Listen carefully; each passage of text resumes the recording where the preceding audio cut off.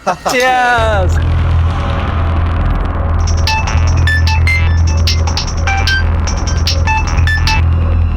Hello, हाँ आ रहा हूँ। यार ये मेरी बीवी भी ना चैन से पीने नहीं देती। भाई मैं दो चीज़ों से बहुत डरता हूँ, पहली मेरी बीवी और दूसरा कौन? अरे यार दूसरे को मारो गोली, पहले घर पे जाके बीवी को मनाना पड़ेगा।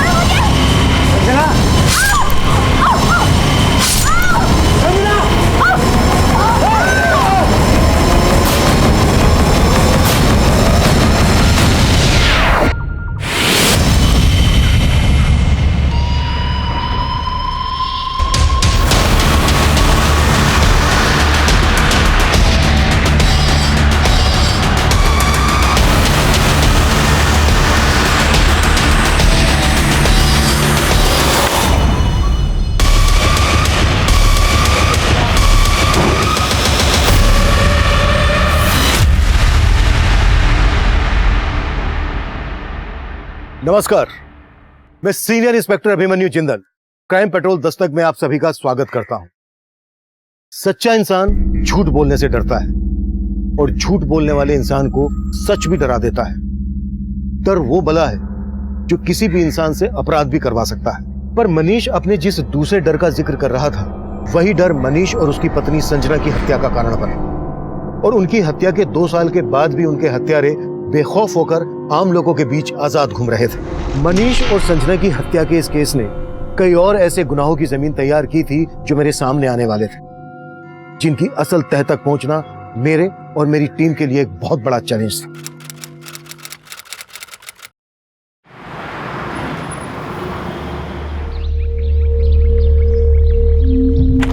चल शगुफ्ता, कितना टाइम लगाएगी? जल्दी कर यार, लेट हो रही है।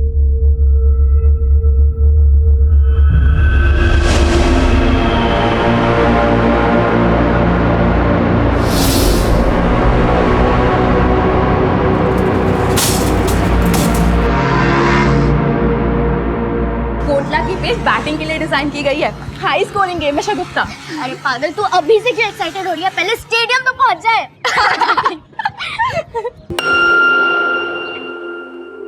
राधिका, आकांक्षा, यहाँ क्यों खड़े हो? चलो, देर हो रही है। तूने सुना हमने जो कहा? हाँ, तो क्या बोल रही थी? अरे हम ये कह रहे थे कि अपना ईयररिंग लगा ले। दोनों के साथ तो ना सुनने वाले को भी कान में रुई डालने की जरूरत पड़ती है, इसलिए मैंने अपना ईयररिंग निकाल दिया। देखो इन तितलियों को कैसे कपड़े पहनती है। एक्सक्यूज मी, क्या कहा आपने? कान ना तेरे खराब है, मेरे नहीं। मेरे तो कान खराब है, पर आपकी जबान ही खराब है। 1 मिनट। मेरी जबान खराब है? देखो। हाँ, क्या कर रही है तू?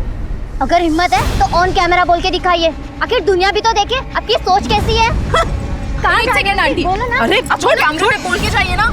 या तो आप सभी के सामने हमें सॉरी बोलेंगे या ऑन कैमरा बोले कि आपकी सोच कितनी घटिया है। अरे शगुफ्ता, आप जाने दो ना, छोड़ो ना आप। अच्छा, तो आप भी ऐसा सोचते हैं जैसा लीना आंटी? नहीं, ऐसा कुछ नहीं है। मैं क्या कर रही हूँ? सॉरी बोल दो वरना छोड़ेगी नहीं है। मैं और इन लोगों को सॉरी बोलूंगी? क्या पागल हो गए क्या? मतलब आप अग्री करती है अपनी सोच से? हाँ, बताइए ना। हाँ, मैं अग्री करती हूँ, कुछ गलत नहीं कहा मैंने। जब 2 साल की बच्ची का रेप होता है तब वो भी क्या यही बोलती है, कम एंड रेप मी? 80 साल की बुजुर्ग तक को नहीं छोड़ा जाता है, वो भी क्या यही बोलती है, come and rape me?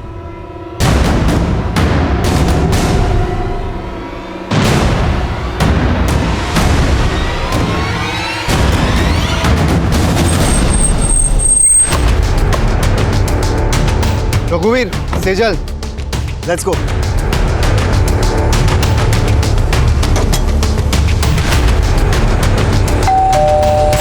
Mummy कहाँ चलेगी? मुझे ही जाना पड़ेगा।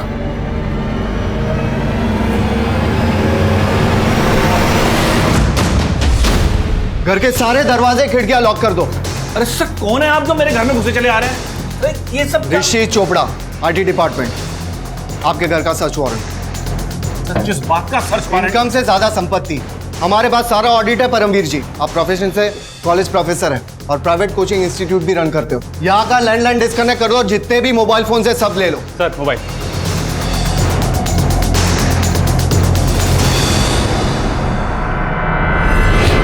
सर आइए बैठ के बात कर लेते हैं, यही मामले को निपटा लेते हैं।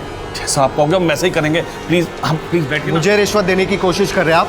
रघुवीर सर सर मैं तो नोट करो। सर मैं तो वैसे ही बोल रहा था। चुपचाप से बैठिए वहां पर। ये लो कस्टडी में लो।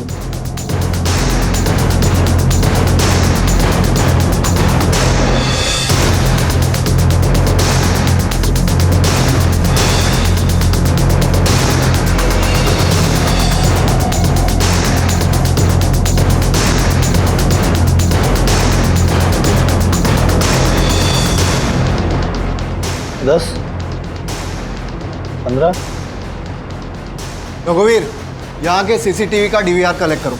We need it as a proof कि यहाँ लाखों रुपए के कैश और जेवर मिले। Yes sir.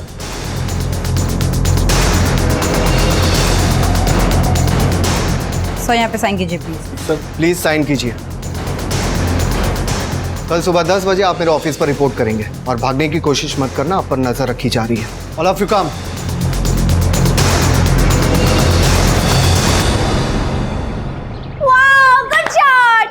रश्मि, प्रेगनेंसी के बाद जिस तरह तुम क्रिकेट एंजॉय करियो ना, मुझे तो लगता है हमारा होने वाला बेटा ना क्रिकेटर ही बनेगा। बेटा क्यों, बेटी भी होगी तो भी मैं क्रिकेटर बनेगी।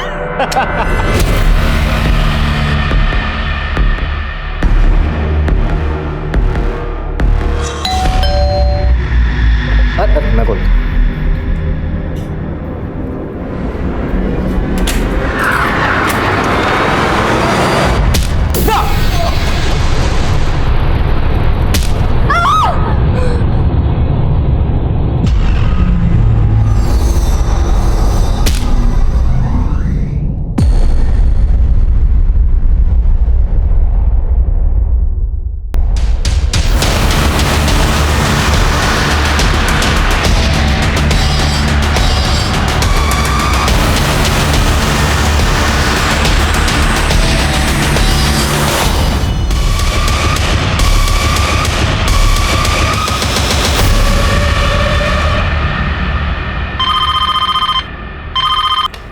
Hello control room.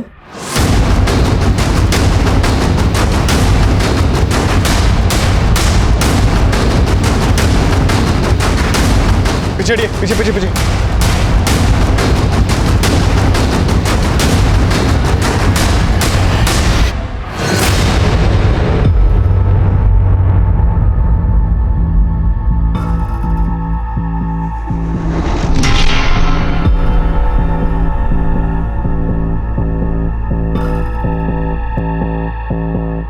आप लोगों में से इस घर में से कौन है? साहब, कल्पेश साहब और रश्मि मैडम अकेले रहते थे यहाँ। आप कौन? मैं यहाँ साफ सफाई का काम करती हूँ। सर घर की हालत देख लग रहा है कि शायद मर्डर लूट के इरादे से हुआ। गुप्ता, आते वक्त मैंने बाहर सीसीटीवी देखा था। अंदर डीवीआर चेक करो। सर इनका नाम शीला है और ये इसी घर में मेड का काम करती हैं। सर इन्होंने सबसे पहले इन डेड बॉडीज को देखा था। क्या देखा था? साहब, हर रोज सवेरे 8 बजे मैं यहाँ काम पे आती हूँ। आज सवेरे अब काम पे आई, डोरबेल बजा लेकिन किसी ने दरवाजा नहीं खोला।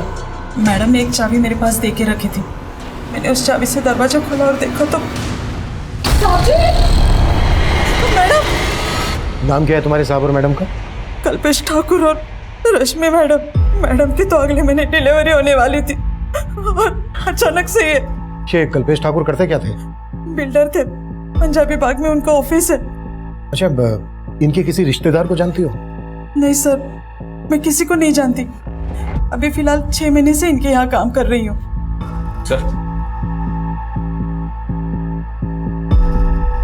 सर सीसीटीवी से डीवीआर गायब है, एक भी रिकॉर्डेड फुटेज नहीं है। मतलब क्रिमिनल्स पूरी प्लानिंग के साथ आए थे और कुछ मिला? नहीं सर, पूरा घर अस्त व्यस्त है। ऐसा लग रहा है जैसे सब कुछ लूट कर ले गए। मैंने अंदर बेडरूम में देखा, बेडरूम के बेड पर जो गद्दा है उसे शायद उसे फाड़ा गया है।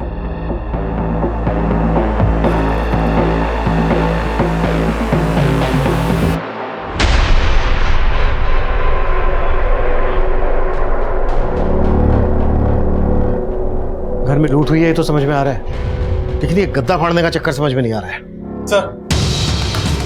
सर कल्पेश ठाकुर की कंपनी का विजिटिंग कार्ड मिला है। कल्पेश ठाकुर के ऑफिस में बात करो और आस पड़ोस में पता करो, शायद किसी ने कुछ देखा हो। क्रिमिनल्स घर के सीसीटीवी का डीवीआर निकाल कर ले गए हैं। एक काम करो, पड़ोस में और यहाँ आने वाले रास्ते पर अगर कोई सीसीटीवी है तो उसकी फुटेज चेक करो। सर यार 2020 मैच तो मिस कर दिया, पर यहाँ भी कुछ कम चौके छक्के नहीं लग रहे हैं। क्या बात है यार, दबा के कमेंट्स आ रहे हैं। क्या लिखा है? This aunty is sick. Leela aunty की ना लग चुकी है बिल्कुल सीरियसली यार, जोश जोश में वीडियो तो वायरल कर दिया, पर देखना अम्मी गुस्सा करेगी।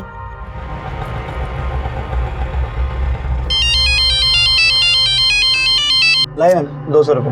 200 रुपए? भैया केशवपुरम से ना रोज आते जाती हूँ, 80 रुपए से ज्यादा नहीं लगता। अरे मैडम कहाँ जी रहे हैं 80 रुपए के जमाने में? 200 रुपए बनते हैं, लाइए 200 रुपए दीजिए। ऐसे कैसे दे दूँ 200 रुपए? ये पकड़ो 100 रुपए और 20 रुपए वापस करो, वरना पुलिस को बुलवाऊंगी और धोखाधड़ी के चक्कर में अंदर करवा दूंगी। ये लीजिए अपने 20 रुपए। समझ सकता हूँ, हर कोई अपने एरिया में छोड़ा होता है। क्या?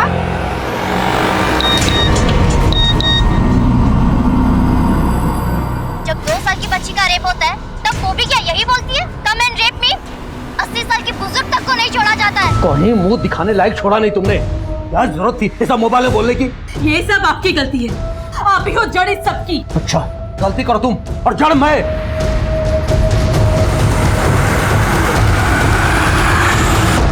मैं जानती हूँ शगुफ्ता कि वो कैसी औरत है, पर बेटा कीचड़ में पत्थर मारेंगे तो कीचड़ तो हम पर ही आएगा ना। पर अम्मी, उन्हें आईना दिखाना भी जरूरी था। वो हमेशा ऐसा करती है और इस बार मुझसे रहा नहीं गया। और ये देखिए अम्मी, सब हमें सपोर्ट कर रहे हैं और उन्हें क्रिटिसाइज। बेटा अभी तो क्रिटिसाइज कर रहे हैं, पर जरूरत पड़ने पर ना कोई हमारे साथ खड़ा नहीं होगा। मैं मानती हूँ कि अपने राइट्स के लिए लड़ना अच्छी बात है, पर बेटा ऐसे किसी का तमाशा नहीं बनाना चाहिए ना। चलो फटाफट डिलीट करो ये वीडियो। पर अम्मी, चलो।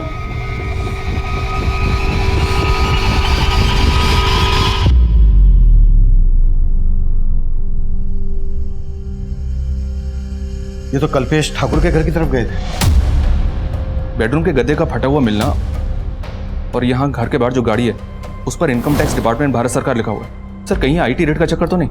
गुप्ता घर में मर्डर्स भी हुए, हमें इस चक्कर को बहुत अच्छे से समझना होगा। ये देखो, गाड़ी का नंबर दिख रहा है, वेरीफाई करो कि ये गाड़ी क्या वाकई में आयकर विभाग की। सर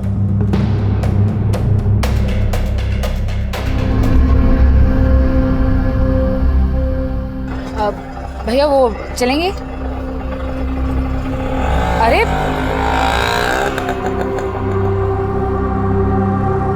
नफीसा, तुम यहाँ क्या कर रहे हो? तुमने तो मेरा फोन उठाना बंद कर दिया, तो मैंने सोचा कि यहीं आके मिल लूं। मुझे जो कहना था ना, मैं पहले भी कह चुकी हूँ। तुम्हें मेरा घर खाली करना होगा। 1 हफ्ते का टाइम दे रहा हूं तुम्हें मैं, नहीं तो अच्छा नहीं होगा।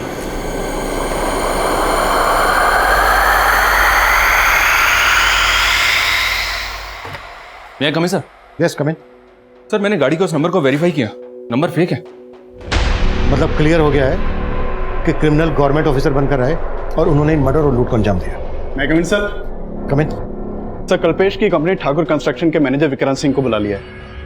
विक्रांत, किसी पर शक है आपको जो कल्पेश ठाकुर और उनकी पत्नी को मार सके? किसके साथ उनकी कोई दुश्मनी वगैरह?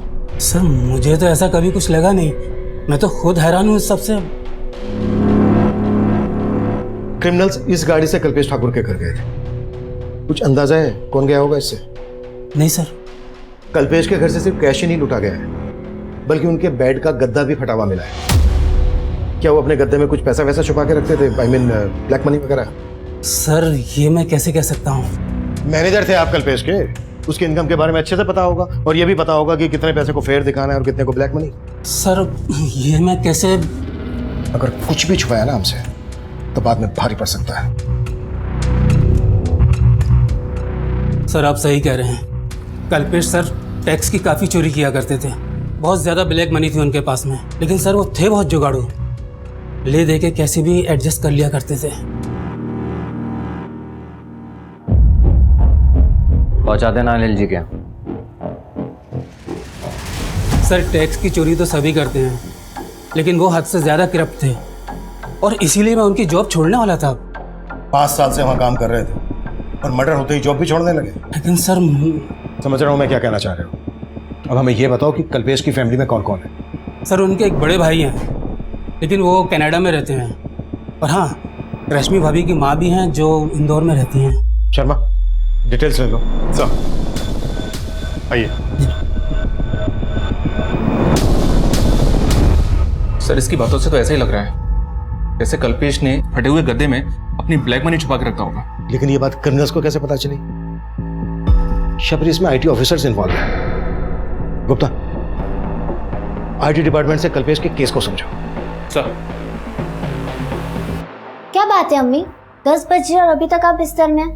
तबीयत तो ठीक है ना? अरे कुछ नहीं बेटा, बस थोड़ी सी हरारत हो रही थी। अच्छा हुआ तूने याद दिला दिया, मुझे जाना है, क्लाइंट के साथ ना एक मीटिंग है मेरी।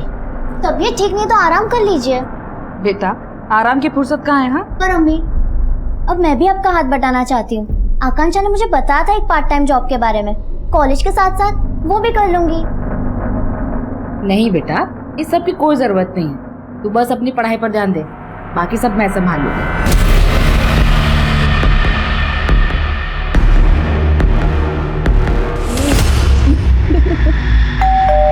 मैं देखती हूँ। देखती हूँ मैं।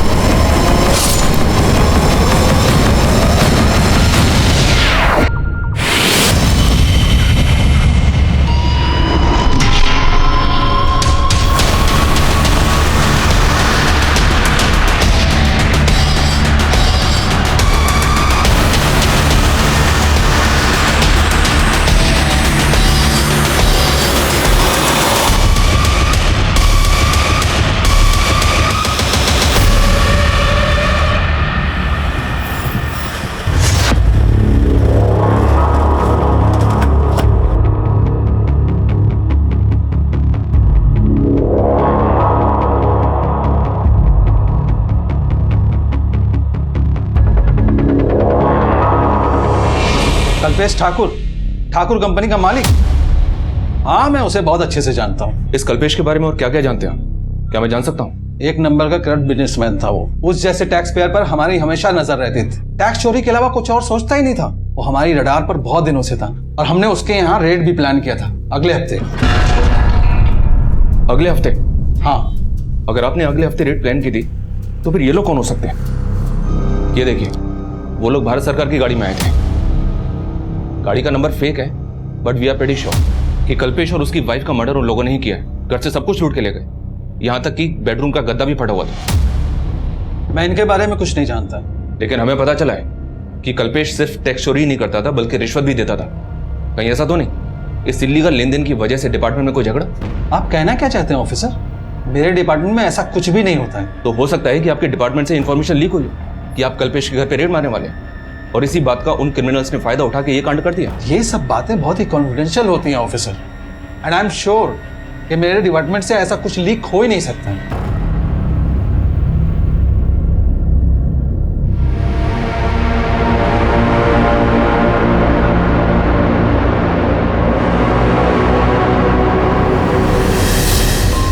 सर, पोस्टमार्टम रिपोर्ट के मुताबिक कल्पेश और उसकी वाइफ का मर्डर उसी दौरान हुआ जिस दौरान भारत सरकार के फेक नंबर की वो गाड़ी उनके घर के बाहर देखी गई। इसका मतलब यह है कि क्रिमिनल्स गवर्नमेंट ऑफिसर के भेष में आए थे। सर, मुझे अभी लग रहा है ये इसी बात से कनेक्टेड है कि कल्पेश के घर आईटी की रेड होने वाली थी। हमें बहुत सावधानी से काम करना होगा।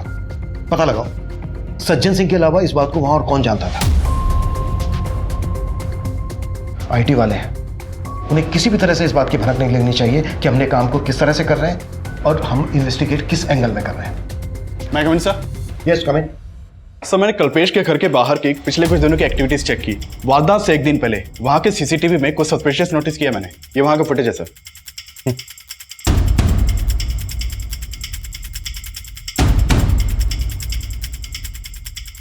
और जब मैंने कल्पेश की मेड से इस आदमी के बारे में पूछा तो वो बोली, सब मुझे पता नहीं ये कौन है। लेकिन ये आदमी आपको देख के वापस जाने लगा। आपको कुछ अजीब नहीं लगा? तब लगा था, लेकिन मैंने इतना ध्यान नहीं दिया। सर, ये आदमी क्राइम से एक दिन पहले घर के बाहर देखा गया है। क्या ये वाकई में पॉसिबल है? कि ये आदमी उन क्रिमिनल से कनेक्टेड होगा। अब तक हम इस केस को सिर्फ आईटी से कनेक्ट कर रहे हैं। ये भी तो हो सकता है कि कल्पेश ठाकुर की मेड को ये पता हो कि कल्पेश ठाकुर के साथ घर में बहुत सारा पैसा है, और वो हो सकता है इस आदमी को जानती हो। मेड बोल रही है कि वो सिर्फ 6 महीने से वहां काम कर रही थी। सोचने वाली बात यह है कि जिस आदमी के घर पे इतना सारा पैसा है, वो अपने घर की डुप्लीकेट चाबी अपनी मेड को क्यों देगा? और हो सकता है ये बात कल्पेश ठाकुर के मैनेजर को भी पता हो कि उसके घर में इतना सारा ब्लैक मनी है।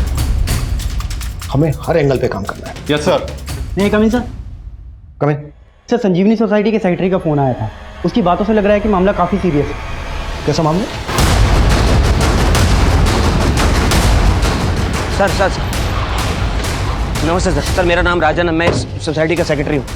सर मैंने आपको कॉल किया था। सर ये बिल्डिंग फ्लैट नंबर 205 में माँ बेटी किराए पे रहते हैं सर। 2 दिन से गेट नहीं खोला उन लोगों ने। इस तरफ सर। आइए सर, आइए सर, हटो। सर देखिए सर, पेपर भी लगा हुआ है, दूध भी पड़ा हुआ है। सर हमने फ़ोन भी ट्राई किया था, दोनों के फ़ोन स्विच ऑफ है। राणा, दरवाजा तोड़ो।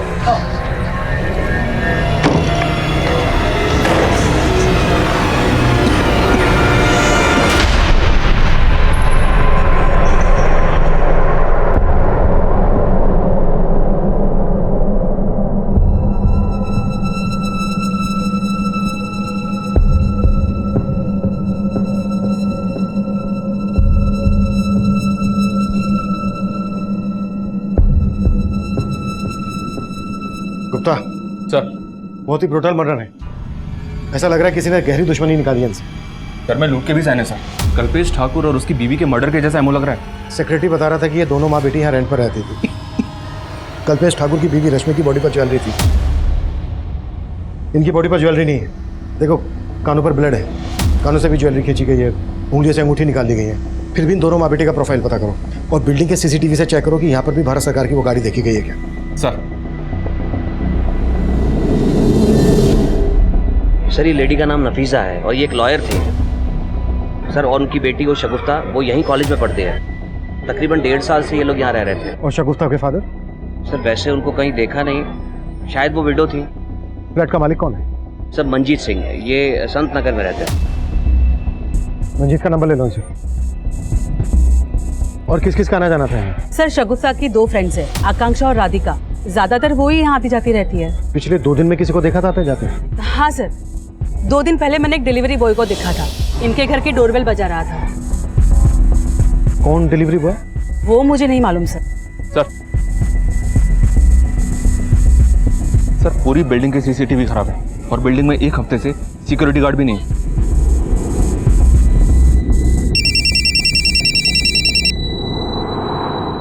हेलो, मंजीत सिंह।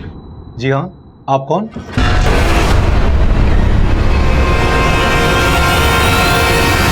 गुप्ता सर। ये कल्पेश की मेट क्यों है, जरा पता करो। सर नफीसा शगुफ्ता जिस फ्लैट में रहती थी उसके मकान मालिक मंजीत सिंह से मेरी बात हुई। ठीक है, उसको थाने बुला लो। और उसकी नेबर शगुफ्ता की फ्रेंड्स के बारे में बता रही थी कि उनका भी यहाँ आना जाना था, उनके बारे में पता करो। सर मेरा वहाँ आना जाना कम ही होता था। वो फ्लैट मैंने किराए पे चढ़ाने के लिए ही खरीदा था। शगुफ्ता और नफीसा के पड़ोसी कैसे होते? मतलब उनका किसी के साथ कोई लड़ाई झगड़ा होता होगा तो आपको पता चल ही जाता होगा। सर कईयों से उनके लड़ाई झगड़े थे। वो लोग तो चाहते थे कि मैं उन्हें वहां से निकाल दूं। कई कंप्लेंट आती थी सर उनकी। कैसी कंप्लेंट? और कौन करता था? सर मुझे वहां के सेक्रेटरी सब कुछ बताते थे। सर वहां के लोगों को उनसे बहुत प्रॉब्लम थी। किसी को उनके पहनावे से प्रॉब्लम थी तो किसी को उनकी लाइफस्टाइल से, और यहाँ तक कि हमारे सेक्रेटरी साहब को तो उनकी बिरादरी से प्रॉब्लम थी। वो उनके सामने वाले फ्लैट में ही रहते हैं।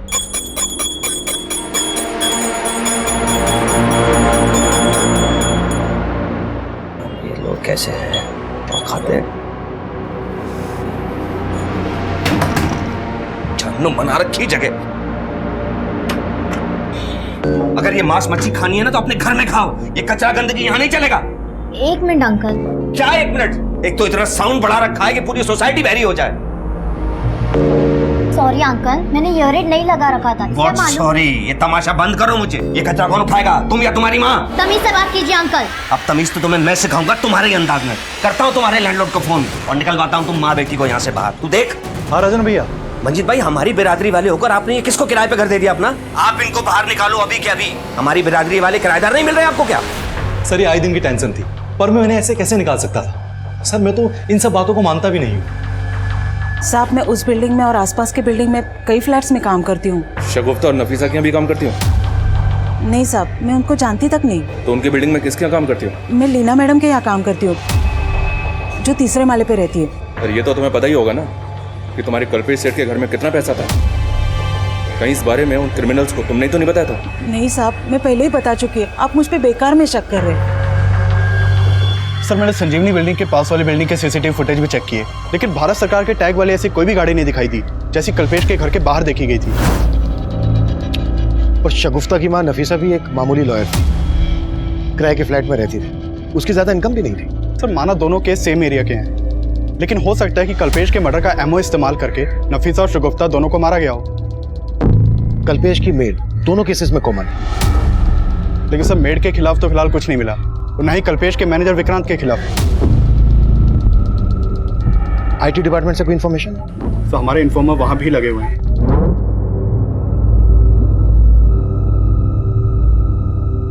लेकिन अभी तक फिलहाल कोई काम की खबर नहीं आई। शगुफ्ता और नफीसा जिस बिल्डिंग में रहती थी, उस बिल्डिंग का सेक्रेटरी राजन की कुंडली निकालो। सर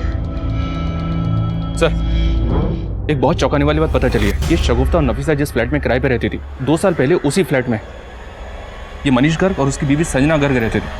और सर 2 साल पहले इन दोनों का भी उसी फ्लैट में मर्डर हुआ था। हत्या के साथ साथ लूट भी की गई थी। 2 साल पहले ये इलाका मंगोलपुरी थाना के एरिया में आता था ना? जी हाँ सर, ये इन्फॉर्मेशन मुझे वहीं से मिली है। मनीष और संजना का मर्डर किसने किया था? सर ये केस किसी नतीजे तक नहीं पहुंचा था, काफी टाइम तक बैकलॉग में था। लेकिन मर्डर के 6 महीने के बाद मनीष के भाई ने वो फ्लैट मंजीत को बेच दिया था। और सर 2 साल पहले उस बिल्डिंग का सेक्रेटरी ये राजन भार्गव भी था। उस केस में भी पुलिस को राजन के ऊपर ही शक था, क्योंकि राजन का मनीष और संजना के साथ काफी झगड़ा हुआ था। और मंजीत बोल रहा था कि ये राजन शगुफ्ता और नफीसा को इस बिल्डिंग से निकलवाना चाहता था। राजन को लेकर आओ। सर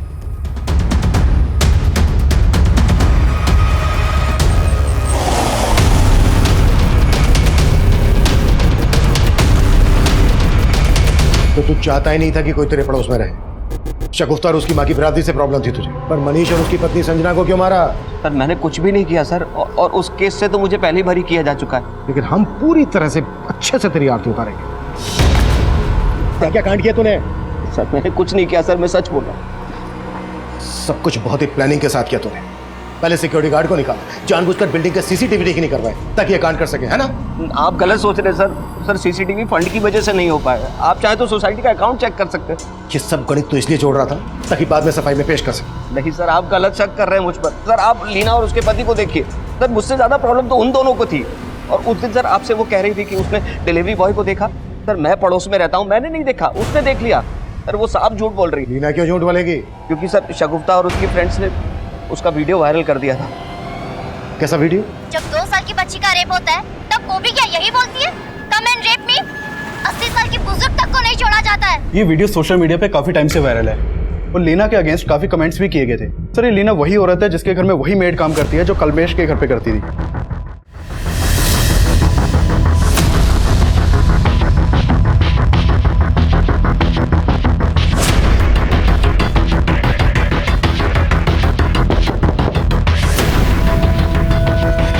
सर मैं मानती हूँ कि मैंने उनकी ड्रेसिंग पे कमेंट किया था।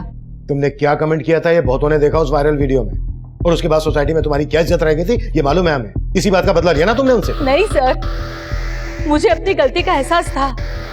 मैं तो शगुफ्ता और उसके दोस्तों से माफी तक मांगने गई थी। सर उन्होंने माफी तो जरूर मांगी थी, लेकिन वो सब दिखावा था। वो चाहती थी कि हम उनका फिर से वीडियो बनाएं और लोगों को बताएं कि वो बदल चुकी है। शगुफ्ता उस दिन के लिए मैं बहुत शर्मिंदा हूँ। तुमने मेरे साथ जो किया वो एकदम सही किया, लेकिन अब मेरी आंखें खुल चुकी है। तुम सबकी वजह से मेरे में ये चेंज आया है। क्या सोच रही हो तुम? क्या तुम्हें अब भी मेरी बात झूठी लग रही है? नहीं आंटी, इट्स फाइन कि आपको आपकी गलती का एहसास हुआ, पर ये तुम्हें दुनिया को भी बताना चाहिए ना। अब तुम मेरा वीडियो नहीं बनाओगी? नो आंटी, क्योंकि मैं जानती हूँ हाथी के दांत खाने के और दिखाने के अलग होते हैं। सर प्रॉब्लम सिर्फ लीना आंटी में नहीं थी, उनके हस्बैंड भी कोई कम नहीं है। लीना के हस्बैंड ने क्या किया था? सर वो बेवजह शगुफ्ता में इंटरेस्ट दिखा रहा था। वो परेशान हो चुकी थी पर कुछ बोल नहीं पा रही थी। यार इतने अच्छे हाय शगुफ्ता, शगुफ्ता कैसा चल रहा तुम्हारा कॉलेज? अच्छा चल रहा है uncle. Don't call me uncle. अरे माना कि मैं शादीशुदा हूँ, लेकिन तुमसे इतना बड़ा भी नहीं कि तुम मुझे अंकल बोलो। ठीक है, नहीं बोलूंगा। Okay, take care. ये तेरे में कुछ ज्यादा इंटरेस्ट नहीं दिखा रहा है। फिर तेरा क्या इरादा है? सर, उनको गलतफहमी थी कि शगुफ्ता और उनके हस्बैंड के बीच में कुछ चल रहा है। सर, उनको ऐसा लगता था कि हम उनके हस्बैंड पे लाइन मारते हैं, बट ऐसा कुछ भी नहीं था सर। सर, मैं किसी गलत इंटेंशन से शगुफ्ता से बात नहीं करता था, पर मेरी बीवी बेकार ही मुझ पर शक करती थी। तो इसी वजह से आपकी बीवी ने शगुफ्ता के साथ साथ नफीसा को भी रास्ते से हटा दिया। सर, मैं सच कह रही हूँ, मैंने कुछ नहीं किया। सर, मैंने आपको बताया ना कि उस दिन वहाँ एक डिलीवरी बॉय आया था और शगुफ्ता के घर की डोरबेल बजा रहा था। मुझे तो लग रहा है कि वो राजन भार्गव अपना किया छिपाने के लिए मुझे झूठा साबित कर रहा है। नफीसा एक लॉयर थी। एंगल नफीसा के प्रोफेशन से भी जुड़ा हो सकता है। शगुफ्ता और नफीसा से जुड़ी छोटी से छोटी बातों के बारे में भी पता करो। राजन, दीना और निरंजन पे नजर रखो। सर, काफी कोशिश के बाद आईटी डिपार्टमेंट के एक एम्प्लॉय से काम की इन्फॉर्मेशन निकाली है। सर, वहाँ एक राकेश मीणा नाम का आदमी सज्जन सिंह के अंडर काम करता है। मैंने उससे रिक्वेस्ट किया था, वो आपसे मिलने के लिए तैयार हो गया है। बुला लो। सर, करीब 1 महीना पहले परमवीर जैन नाम का एक आदमी आईटी ऑफिस में आया था।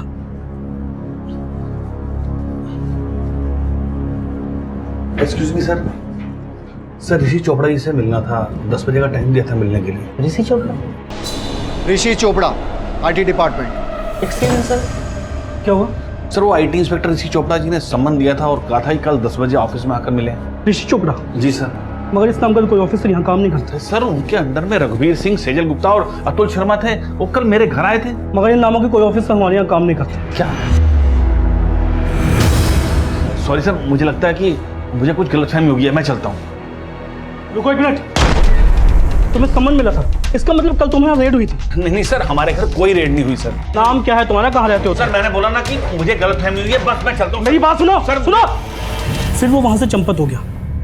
मुझे शक हुआ तो मैंने ये बात सज्जन सर से की। फिर हमने ऑफिस का सीसीटीवी चेक किया और उसकी प्रोफाइल निकाली। तब हमें ये मालूम हुआ ये वही परमवीर जैन है जिसके यहाँ हम लोग रेड मारने वाले थे। फिर आप लोगों ने क्या एक्शन लिया? सर, हमारी टीम ने उसके घर पे रेड डाली, मगर वहाँ हमें कुछ मिला ही नहीं। लेकिन तब भी हमें एक बात समझ में नहीं आई कि ये ऋषि चोपड़ा, अतुल शर्मा और रघुवीर सिंह और सेजल गुप्ता की बात कर रहा था। आप हमें परमवीर जैन का नंबर और एड्रेस दे सकते हैं? Sure sir. Thank you. मैं कम इन सर? यस, कम इन। सर, मैंने नफीसा और शगुफ्ता के कॉल रिकॉर्ड चेक किए। शगुफ्ता को आखिरी कॉल एक विल कोरियर कंपनी की तरफ से आया था। दरअसल शगुफ्ता ने अपने लिए एयर एड ऑर्डर किया हुआ था और ये डिलीवरी उसी दिन होने वाली थी जिस दिन उन दोनों का मर्डर हुआ था। सर, मैंने डिलीवरी बॉय को यहाँ बुलवा लिया है। गुड। और सर, नफीसा के कॉल रिकॉर्ड से ये सामने आया कि नफीसा के अपने मकान मालिक मंजीत सिंह के साथ लगभग रोजाना बातचीत होती थी। अफेयर का एंगल? सर, हो सकता है। ठीक है, इस मंजीत के बारे में सब कुछ पता करो। सर।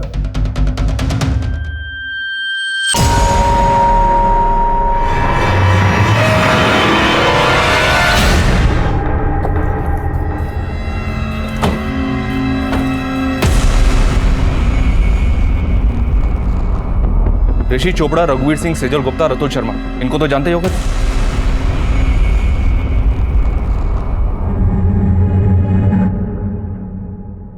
नहीं सर, मैंने नहीं जानता। अच्छा, अगर नहीं जानते तो फिर इन लोगों ने तुम्हें 17 मार्च को आईटी डिपार्टमेंट में आने का समन क्यों दिया था? सर, लगता है आपको कोई गलतफहमी हुई है। परमवीर, हम एक मर्डर केस इन्वेस्टिगेट कर रहे हैं। अगर कुछ भी जानते हो तो बता दो हमें, नहीं तो बुरे फंस सकते हो तुम, समझे? सर, दरअसल वो 16 मार्च को हमारे घर आए थे और कह रहे थे कि वो आईटी डिपार्टमेंट से हैं। और फिर उन लोगों ने यहाँ रेड की? हाँ सर।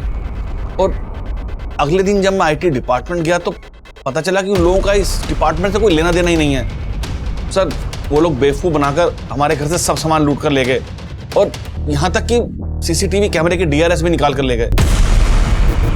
और तुमने पुलिस को इन्फॉर्म तक नहीं किया, इसलिए ना क्योंकि तुम जानते थे कि वो लोग तुम्हारी ब्लैक मनी लूट कर ले गए? जी सर, लेकिन सर उसके बाद मैंने कसम खाई कि कभी भी टैक्सी चोरी नहीं करूंगा। वो चारों दिखते कैसे थे? सर, 4 नहीं, वो 5 थे। 5? जी सर, एक बार गाड़ी के पास खड़ा था। गाड़ी पे क्या लगा था? आरएसआर का? जी सर। उन सब के स्केच बनवा सकते हो तुम? सर, बात तो बहुत पुरानी है लेकिन उनके चेहरे नहीं भूल सकता मैं। हाँ सर, उस दिन मैं वहाँ सगुप्ता जैदी के यहाँ एक पार्सल डिलीवर करने गया था सर। मैं काफी देर तक डोर बेल बजाता रहा लेकिन किसी ने दरवाजा खोला नहीं सर। तुम वहाँ 28 अप्रैल को गए थे, टाइम याद है तुम्हें? साहब करीब सुबह के 11 बज रहे होंगे सर। पोस्टमार्टम रिपोर्ट के मुताबिक 28 अप्रैल को करीबन इसी समय शगुफ्ता और उसकी माँ का मर्डर हुआ था। कहीं तुम कुछ छुपा तो नहीं रहे हो? नहीं सर, मैं कुछ नहीं छुपा रहा सर।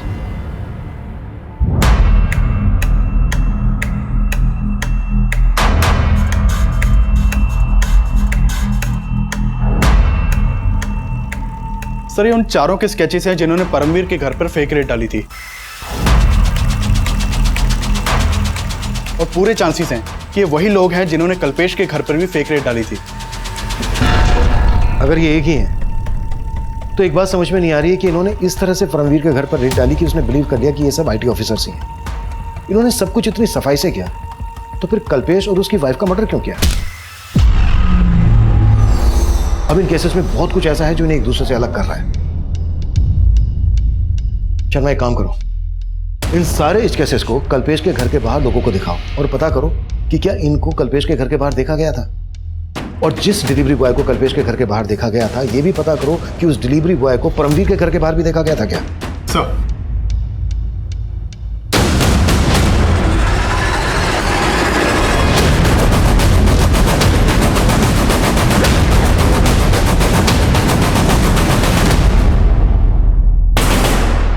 सर आपका अंदाजा सही था।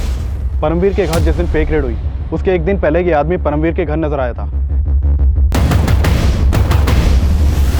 और इस बार ये आदमी पोस्टमैन के कपड़ों में है। हाँ सर, लेकिन परमवीर का कहना है कि उसे ध्यान नहीं कि उसने इस आदमी को देखा था या नहीं, लेकिन कल्पेश की मेड ने आइडेंटिफाई किया है कि उसने इसी डिलीवरी बॉय को कल्पेश और रश्मि के मर्डर के एक दिन पहले उनके घर के बाहर देखा था। मतलब ये आदमी अपने गैंग के लिए रेड से पहले रेकी करता था। बाकी के उन 5 के बारे में कुछ पता चला? नहीं सर, उनका कहीं कोई क्रिमिनल रिकॉर्ड नहीं मिला। शगुफ्ता और नफीसा के घर के बाहर जो डिलीवरी बॉय देखा गया चेक करो, उस डिलीवरी बॉय का इस सबसे कोई कनेक्शन है क्या? सर मैंने नफीसा के 6 महीने पुराने बैंक स्टेटमेंट चेक किए तो नोटिस किया कि ये मंजीत नफीसा के बैंक अकाउंट में 6 महीने पहले तक हर महीने 25,000 रुपये ट्रांसफर करता था। व्हाट? ये मंजीत तो शगुफ्ता और नफीसा का मकान मालिक था ना, उल्टा ये उनके अकाउंट में पैसे ट्रांसफर करता था? जी हाँ सर, एक बात और कि नफीसा और शगुफ्ता पहले सलीमपुर में रहती थी, वहाँ उनका पुश्तैनी करता और इस मंजीत का वहाँ भी आना जाना था। मैंने किसी को नहीं मारा साहब, मैंने किसी को नहीं मारा, मेरा भरोसा कीजिए सर। भरोसा तो तूने तोड़ा नफीसा का, तो उसका पति था, जबकि सोसाइटी को मालूम था कि तो उसका मकान मालिक है। अब खुद उगलेगा या फिर हम हमारे तरीके से उगवाएं? बताता हूँ सर, मैं सब सच बताता हूँ। नफीसा का पहला पति गुजर गया था और शगुफ्ता उसके पहले पति की ही बेटी थी। मैं पहली बार एक प्रॉपर्टी के केस के सिलसिले में उससे मिला था, तब सर मैं उसका क्लाइंट था। उसकी वजह से मैं वो केस जीत गया और सर फिर हमारी अच्छी दोस्ती हो गई। शगुफ्ता भी मुझे अच्छा मानने लगी थी। नफीसा मुझसे सच्चा प्यार करने लगी थी और वो मुझसे शादी करना चाहती थी।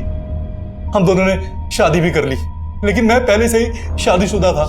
ये बात उसको नहीं पता थी और जैसे ये बात उसको पता चली उसने हंगामा खड़ा कर दिया। तुमने तो कहा था कि तुम्हारी वाइफ मर चुकी है, तुमने मुझे इतना बड़ा धोखा दिया मंजीत। नफीसा, मैं तुम्हें खोना नहीं चाहता था और मैं शादीशुदा हुआ तो क्या हुआ? तुम इतना गिर जाओगे मैंने कभी नहीं सोचा था। मैंने 1.5 साल पहले वो फ्लैट लिया था। वो लोग तब से ही वहीं रहते थे। मैं उन्हें हर महीने पैसे भी दिया करता था, लेकिन सर धीरे धीरे हमारे संबंध में दरार पड़ गई। और तुझे लगने लगा कि उन्होंने तेरे फ्लैट पे कब्जा कर लिया, इसलिए तूने उन्हें रास्ते से हटा दिया और सब कुछ ऐसी प्लानिंग से किया कि लगे कि ये मर्डर्स लूट की वजह से हुए। नहीं सर, मैंने किसी को नहीं मारा सर, मैंने किसी को भी नहीं मारा साहब, मैं सच कह रहा हूँ, मैंने किसी को नहीं मारा।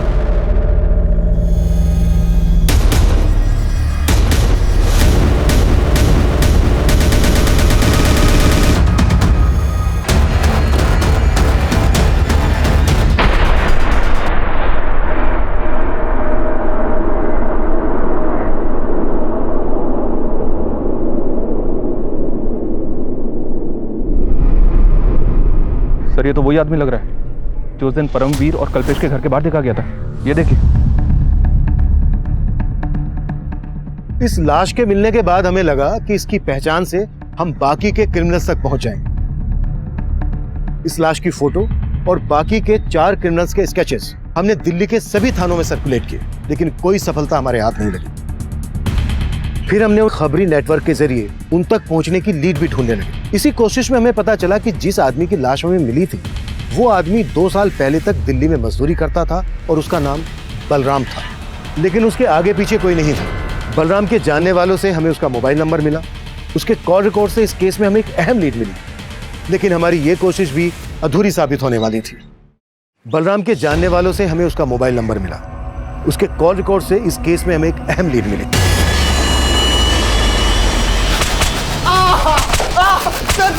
सर बताता हूँ। शर्मा, सर मानता हूँ कि हम परमवीर के घर पे गए थे और फेक आईटी ऑफिसर बनके हमने वहां लूट की। ऋषि चोपड़ा, आईटी डिपार्टमेंट। लेकिन सर हमने नफीसा और शगुफ्ता को नहीं मारा सर। और कल्पेश और उसकी बीबी रश्मि? सर उस दिन हम कल्पेश के घर पे फेक रेड डालने ही गए थे, लेकिन हमें नहीं मालूम था कि कल्पेश डेढ़ चाणा निकलेगा। आईटी ऑफिसर ऋषि चोपड़ा, आपके घर का सर्च वारंट। सारे दरवाजे खिड़कियां बंद कर। अरे आप अंदर क्यों घुस रहे हैं? पूरा घर छान मारो। ऐसे कैसे घुस गए घर के अंदर? और कौन सा वारंट है? तुम सब लोगों को अच्छी तरह जानता हूं मैं। अभी पुलिस को फोन करता हूं।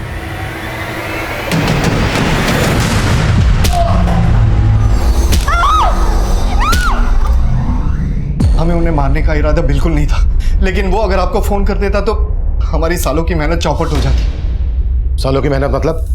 परमवीर और कल्पेश की तरह हमने कई ब्लैक मनी रखने वालों के घर पे रेड मारी, और जब उन्हें हमारी सच्चाई के बारे में पता चलता तो आईटी वालों के डर से वो पुलिस में कंप्लेंट भी नहीं फाइल कर पाते थे। किस किस के पास ब्लैक मनी है ये तुम्हें पता कैसे चलता था?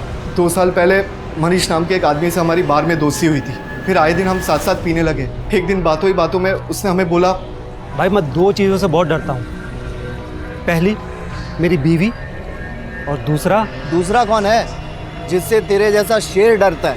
भाई जिसकी गठरी में चोर होता है ना, वो आईटी वालों से जरूर डरता है। उसके ऐसा बोलने पर हमने भाप लिया कि जरूर उसके पास ब्लैक मनी होगी, और हमने दूसरे दिन ही उसके घर पे धावा बोल दिया।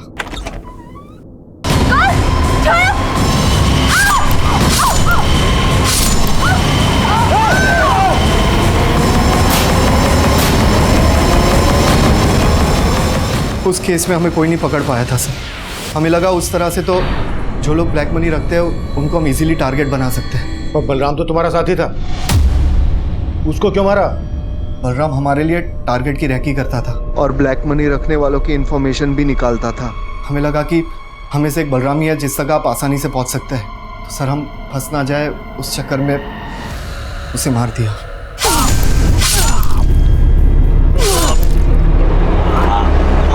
सर मैं सच कह रहा हूँ सर, हमने किसी शगुफ्ता और नफीसा को नहीं मारा सर। तेरे बाकी के साथी कौन से बिल में छिप कर बैठे हैं?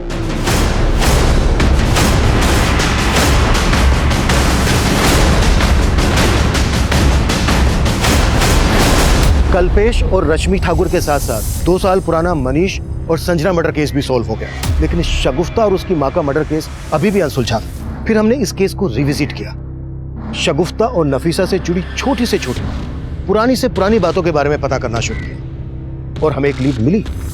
सर करीब 2 महीने पहले मैं और शगुफ्ता मार्केट जा रहे थे, तब अचानक से 2 आदमी हमारे सामने आ गए। ये क्या तरीका है? अभी तक तुम्हारी अम्मी ने हमारे पैसे नहीं दिए। राजू भैया, आपने अपना काम पूरा किया होता तो पैसे देते ना। मुझे पूरे पैसे चाहिए, बोल देना अपनी अम्मी को, वरना अच्छा नहीं होगा, समझी?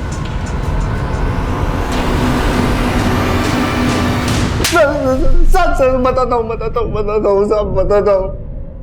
साहब, मैं जब उनके घर में काम कर रहा था तो मुझे एक दूसरा बड़ा काम मिल गया था।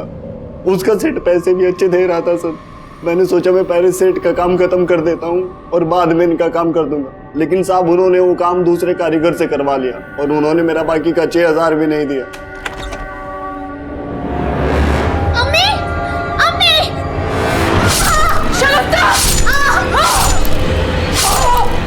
सिर्फ 6000 रुपए के लिए तूने उनको मार डाला। कुत्ता साले! मनीष, कल्पेश, परमवीर ये विक्टिम तो जरूर थे, लेकिन कानून की नजर में गुनहगार भी थे। शगुफ्ता और नफीसा को बहुत पहले से ही ये दस्तक मिल रही थी कि उनके साथ सब कुछ ठीक नहीं हो रहा है। मंजीत ने नफीसा से शादी की थी, लेकिन ये बात सोसाइटी में किसी को मालूम नहीं थी। राजन की धमकी, लीना और निरंजन के झगड़े, हर मोड़ पर उन्हें दस्तक मिल रही थी कि वो कभी भी किसी भी तरह के अपराध में तब्दील हो सकती थी। इस केस में हम भी आखिर तक ये सोच नहीं पाए थे कि मात्र 6,000 रुपए के लिए नफीसा और शगुफ्ता को मार दिया गया, कि वाकई में चौंका देने वाला था। अब मैं सीनियर इंस्पेक्टर अभिमन्यु जिंदल आप लोगों से विदा लेता हूं। आपसे फिर मुलाकात होगी एक नए केस के साथ। स्वस्थ रहिए, सतर्क रहिए और देखते रहिए क्राइम पेट्रोल दस्तक। मकसद बताना नहीं, बचाना है।